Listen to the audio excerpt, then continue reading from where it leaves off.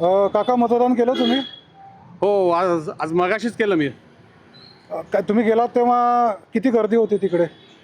फार गर्दी नव्हती. माझ्यासमोर एक 5-6 लोक होते, म्हणजे माझ्या खोलीमध्ये 5-6 लोक होते. 4 जणांना मतदान द्यायचं होतं यावेळेला. तुम्हाला काही कन्फ्युजिंग वाटलं का त्याच्यामध्ये? सुरुवातीला वाटलं होतं कन्फ्युजिंग. मी काय केलं की बाहेर ते बोर्ड बघितला, कोण कोण उमेदवार आहेत, कसे आहेत, काय ते बघितलं नीट आणि कोणाला द्यायचे त्याचा अभ्यास केला आणि मग काय अडचण नाही आली. मग 1 मिनिटात झालं. तर मी आत्ताच मतदान करून आलो आहे. तर बऱ्यापैकी गर्दी होती मतदानाला, पण म्हणावी तितकी गर्दी मला दिसली नाही आणि हा एक नैतिक जबाबदारी पार पडल्यासारखा मला अभिमान वाटतो मला. आणि जी लोकं आज मतदान करू शकले नाही त्यांना मला हेच आवाहन करायचं आहे की तुमच्या वेळात वेळ काढून फक्त एक 10 मिनटं वेळ काढा तुमच्या बिझी शेड्यूलमधून आणि मतदानाला नक्की या. आपला हक्क नेहमी हे करा. पण तुम्हाला सुट्टी होती का मतदानासाठी?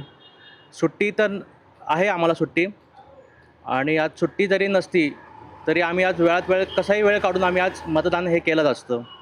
लग्नानंतर माझं या एरियातलं पहिलंच वोट होतं हे. कधी केलं वोटिंग?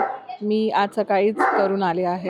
सगळी व्यवस्था अगदी व्यवस्थित होती. सगळं काही खूप व्यवस्थित मॅनेज झालेलं होतं. गर्दी होती?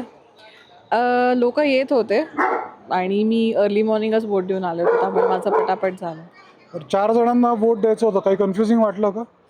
नाही, सगळं काही खूप व्यवस्थित ऑर्गनाईज केलं होतं, सो इझी झालं मला ते वोट करायला. म्हणजे थोडक्यात काही प्रॉब्लेम नाही आला? नाही आला मला काही अडचण, काही आली नाही. एक सुजाण नागरिक म्हणून आपण आपलं वोट केलंच पाहिजे.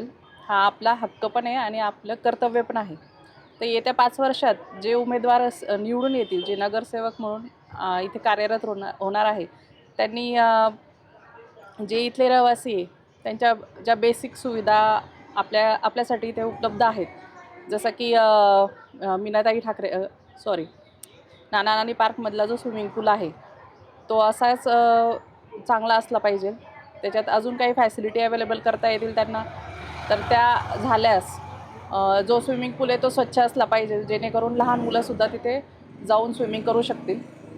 दुसरं असं आहे की आपल्या इथे जे गार्डन्स असतात तिथे बऱ्याचदा रात्री लोक येऊन घाण करून जातात. तिथे बऱ्याचदा आताही तुम्ही बघाल तर तिथे गार्डनमध्ये तुम्हाला प्लास्टिकच्या बॉटल्स, चिप्सच्या रॅपर्स दिसतात.